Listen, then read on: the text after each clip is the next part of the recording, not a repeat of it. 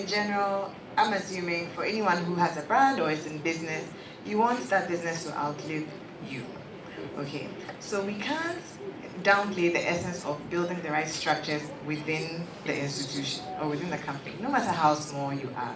You need to start working on good corporate governance. And when we say that, it makes it sound, intimidating. But it's really even the nitty-gritty. How are you documenting what goes on within your company? And it's essentially your brand. So for us at Christie Brown, what we say, we have something that we call the brand Bible. How do we do things? What colors do we use to represent the brand if we are doing anything on print?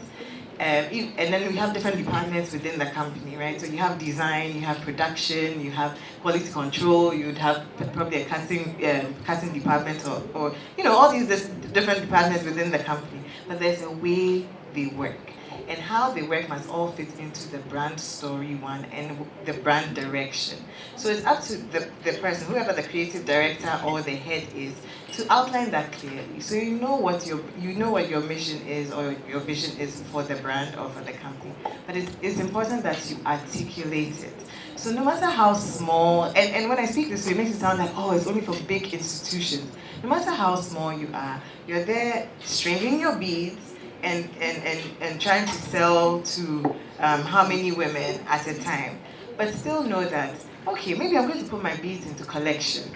So I'll do spring, summer, or autumn, winter collection.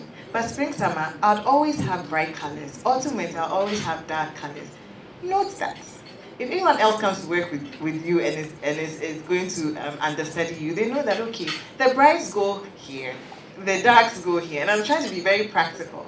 But you can apply this to any aspect of any business, whether it's in fashion or bead making or even makeup. If you say that for bridals, I use these kind of products, document it. So it comes right back to having the right structures and systems in place to make sure that if you weren't there, your brand will still survive because there's a blueprint, there's a manual that people can follow. And that is how you can scale up, because the lady mentioned that we talked about scaling up at some point. When you know and you have that solid model, it's easy for you to now say that, okay, this times 10 will get me this. This times X amount will build the brand or the company to this level. So it doesn't now become about, the designer has everything in their heads, and if they pass away, God forbid, that is it. They can never put out magic anymore. No matter how small you are, I met a lady who is doing bridal and so on. Start documenting these things. Everything has a formula to it. We are creatives and we like to just,